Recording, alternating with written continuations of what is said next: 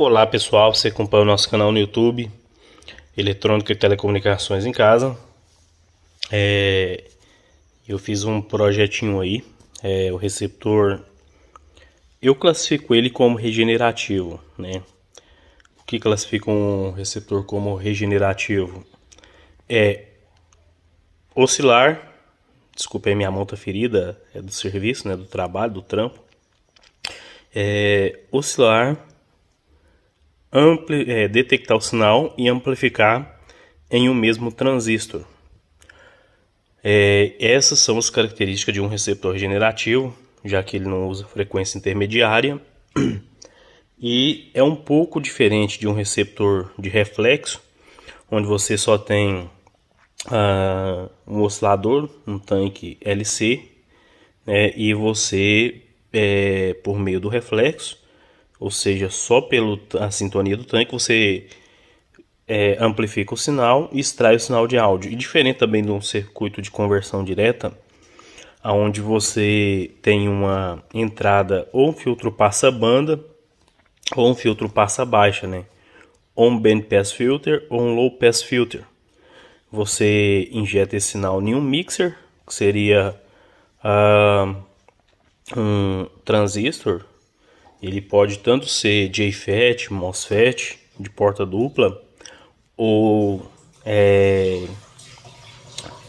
um JFET comum ou um BJT. E na outra entrada do mixer, você injeta o oscilador local. Ele tem um oscilador local. Isso seria um receptor de conversão direta. E do mixer você coloca um circuito para extrair o sinal de áudio, né? No caso ali, um indutor, um choke de RF, alguma coisa que um filtro passa baixa. Tem várias configurações, né, que são utilizadas para extrair somente o sinal de áudio. Nesse caso aqui, ele usa o princípio do oscilador de Armstrong. Armstrong foi o que descobriu a modulação em frequência. No livro de telecomunicações e eletrônica do Stanley Bilisco, ele fala um pouco, né, dos princípios, das características principais do oscilador de Armstrong. Também fez uma configuração de oscilador. E esse circuito aqui trabalha semelhante ao oscilador de Armstrong, certo? Apesar desse circuito aqui utilizar aqui um amplificador na entrada, ele utiliza-se de um amplificador na entrada. Como ele não tem um tanque de sintonia aqui, né, uma entrada de sintonia, e também aqui não é um mixer, né, já que aqui é o oscilador, detector, e de certa forma também ele está amplificando, eu continuo classificando esse circuito como regenerativo. E a revista está em italiano, né? Então, mas eu traduzi e aqui ele fala justamente sobre isso. Deixa eu ver aqui. Aqui, ó. Ele está classificando como um sistema de regeneração. Que ele usa o sistema de regeneração. Daqui a pouco nós vamos para o circuito em si. O que eu gostei desse tipo de circuito é a sensibilidade deles, que não é excessiva, né? É fácil você controlar o ponto de regeneração. Já tem aquela questão da instabilidade, né, dos extremos da regeneração, que vai acentuar aí a oscilação, vai gerar apitos, etc. Então são características comuns de receptores regenerativos. Porém, como ele é um MOSFET de porta dupla, eu tinha até identificado isso antes mesmo de traduzir, porque depois eu fui traduzindo isso daqui. Eu fui pegando o Google Tradutor aqui no telefone, fui apontando, aí fui traduzindo aqui parte por parte, para mim ver se estava de acordo com o que eu estava imaginando. E, por certo, a descrição bateu. Usar um MOSFET de porta dupla, né, é muito bom, porque você tem um dos gates para receber o sinal e no outro para você fazer a polarização, né, do gate, para você alimentar o gate do transistor, o que vai ajudar aí, né, na devida configuração. Você evita um pouco de capacitância parasita, que vai modificar na frequência de oscilação do circuito. Ou seja, se você sintonizou ele aqui, pode ter certeza que vai ficar estável. Há sim as instabilidades, como eu falei, quando você mexe nos pontos de regeneração. Daqui a pouco eu vou explicar um pouco sobre isso, né? E também, como é um oscilador, né, se você aproximar a mão da bobina, depois a gente vai fazer vídeo mostrando aí também, por certo vai afetar no funcionamento do circuito. Se você vier colocar a sua mão aqui próximo do oscilador, tanto que o ideal é colocar isso daqui em uma caixa blindada. Ele tem uma entrada aqui, ó, para antena, e eu deixei aqui um ponto para aterramento, já que ele pede aterramento aqui, ó. E o terra aqui é essencial, principalmente para sintonizar de dia, durante o dia. Eu tive fazendo algumas experiências, fiz em várias horas, de dia, de noite, ao entardecer. Um dos horários melhores que eu vi é entre às 5h30, 6 horas da tarde, até aproximadamente 9 horas da noite. Foi um horário que eu tive bons resultados na recepção de várias estações. De dia pega as estações mais fortes, né? E colocando o aterramento, eu também fiz teste, colocando e retirando o aterramento, e teve diferença. E detalhe, uma diferença significativa, né? A ponto de você notar, de você ter que mexer no ponto de regeneração. Bom, dito isso, vamos lá. O circuito está aqui. A gente tem dois MOSFETs de porta dupla. E no primeiro MOSFET ele é somente um amplificador. E o segundo MOSFET ele traz um tanque de sintonia com uma bobina de reação. Como eu disse que é semelhante ao circuito oscilador de Armstrong, em qual sentido? Deixa eu mostrar para vocês. Aqui, se vocês observarem, geralmente, quando você tem um receptor regenerativo com JFET ou com MOSFET, a gente retira o sinal, a gente coloca aqui no dreno uma bobina de reação, conhecida também como bobina de reação. Geralmente é uma bobina em série com um capacitor e um trimpote, ou um capacitor variável com a bobina ligando no terra. Ou seja, você controla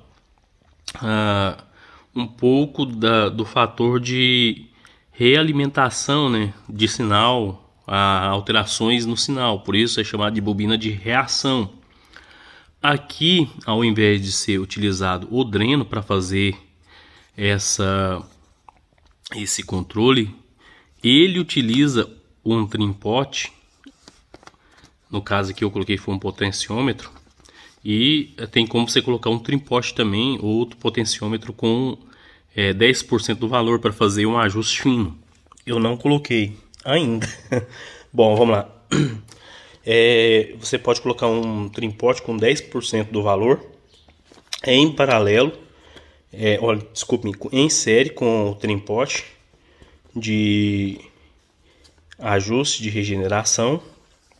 Aqui ele utiliza sempre indo para o lado frio da bobina, que a gente chama de lado frio, que é o lado do terra, o fator onde você vai controlar essa realimentação, ou seja, o fator de regeneração do nosso circuito. Então, no oscilador de Armstrong, a única coisa que muda é um pouco da logística. Só que isso não muda em nada o resultado. Se a gente fizesse, por exemplo, dessa forma também, tem um que usa uma bobina de indução, né? Você coloca uma bobina paralelo com essa outra bobina e, ao invés de ser uma bobina com derivação, você coloca uma bobina por proximidade e controla, faz esse mesmo ajuste, né? Aqui seria só um circuito tipo um loop entre o dreno e a bobina. Enfim, mas isso, o resultado é muito parecido, é muito semelhante. A única coisa que muda aqui é a logística, o local de você controlar a regeneração do circuito. Deixa eu ver outra coisa considerável aqui. Ah, sim. Aqui ele usa o LM386 na configuração de ganho de 200. Geralmente o LM386, você polarizando ele, vai ter um ganho de 20. E fazendo aquele ajuste do capacitor, aqui no LM386, você vai ter um ganho de 200. Ou seja, são as características básicas do nosso circuito. Evidentemente que você vai precisar de uma antena muito boa para receber as frequências mais baixas. As características da bobina, deixa eu mostrar aqui, são o seguinte. Segundo o projeto, deixa eu tentar focar aqui. Eita. Aqui você tem para as frequências de 400 kHz a 1.2 MHz, 0 voltas. Deixa eu pegar uma bobina aqui para ilustrar. Deixa eu pegar uma com derivação que eu fiz aqui para teste. Isso. Então você teria 0 voltas. Deixa eu ver aqui. Isso, 0 voltas. É claro que isso aqui não é essa bobina, tá? Isso aqui é só para representar. Então você teria 0 voltas, que seria o início da bobina. 95. Então você conta 95 espiras. 125 espiras para retirar a derivação. A 90 e 125 para ter o lado frio da bobina. Seria para a faixa aí de ondas médias, né? Que seria o nosso famoso aí, a nossa famosa recepção de AM ou OM, ondas médias. De 1 a 3.5 MHz, 0, a mesma lógica, né? 0, 40 espiras e 55, ou seja, mais 15 espiras a partir da derivação central, mais 15 espiras para o lado frio. E para a frequência de 3 MHz a 14 MHz, 0, 11, 16. Aí aqui está o diâmetro, né, do fio. E foi mais ou menos essa bobina que eu fiz, né? Lado 0, a quantidade. Então, pessoal, desculpe aí, eu coloquei uma pausa aqui para resolver algo aqui. Então, aqui 0, 11 espiras aproximadamente, mais as outras 5, para totalizar com aproximadamente 16 espiras. Então, segundo o projeto, você vai cobrir uma faixa de 3 a 14 MHz. Eu ainda não fiz o teste de frequência, né? Eu preciso fazer. Eu já consegui receber estações em vários pontos aqui, ó, de sintonia aqui no variável. Então eu tenho um variável aqui de duas seção de 360 picofarads. Então eu estou utilizando por enquanto só uma dessas seções. Eu já consegui receber estações em alguns pontos ali de sintonia. De acordo com o horário, em cada ponto de sintonia, também de acordo com o retoque, o ajuste de regeneração, você vai recebendo as estações. Eu deixei um fio aqui para caso eu queira fazer aqui uma ligação da outra seção, né, para fazer teste também. Enfim, isso eu vou fazendo com o tempo, à medida que eu for fazendo os experimentos. Agora eu vou falar para vocês que o que me surpreendeu não foi nem o circuito ter funcionado, e sim o áudio, né, que eu não gostava especificamente do LM386, e já estou mudando um pouco de conceito em relação a ele. O TDA2611A tem um ganho muito acentuado. O TDA 2006, 2002, 2003, 2005 também tem um bom ganho. Só que para receptor regenerativo são ganhos bem altos, né? O TDA 7052 eu também não gostava, e eu passei a não gostar do LM386 por causa do TDA 7052. Por isso que eu sempre gostava de fazer etapas transistorizadas de amplificador de áudio, mas eu estou mudando um pouco de conceito, tá? Em relação a utilizar a CI como amplificador de áudio. Naquela cópia, naquele clone do MFJ 8100 que eu tinha feito, nem sei se eu mostrei no canal, né? Às vezes eu mostro algumas coisas no grupo, não mostro aqui no canal. Enfim, mas eu tinha feito a cópia do MFJ 8100 e o áudio estava muito baixo. Nossa, estava péssimo, horrível.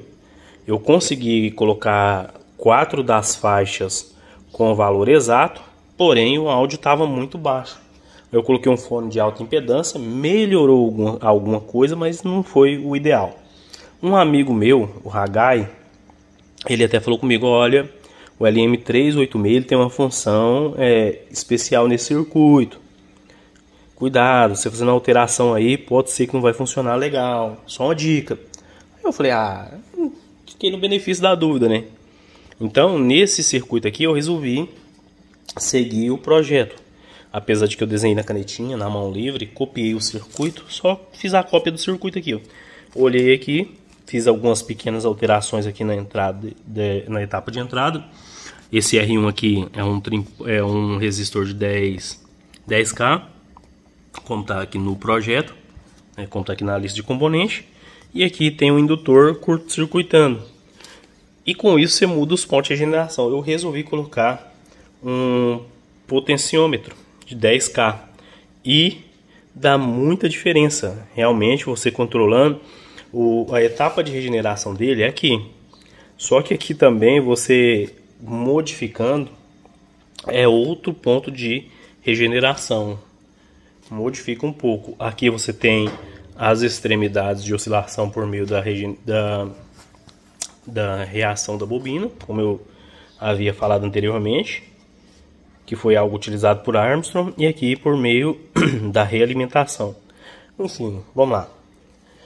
Então, pessoal, como eu disse, tem como colocar uma etapa de ajuste fino. Eu ainda não fiz, vou fazer. Pode ser que eu faça esse teste. Eu vou falar a verdade para vocês. Eu gostei tanto desse circuitinho que está merecendo até fazer uma caixinha.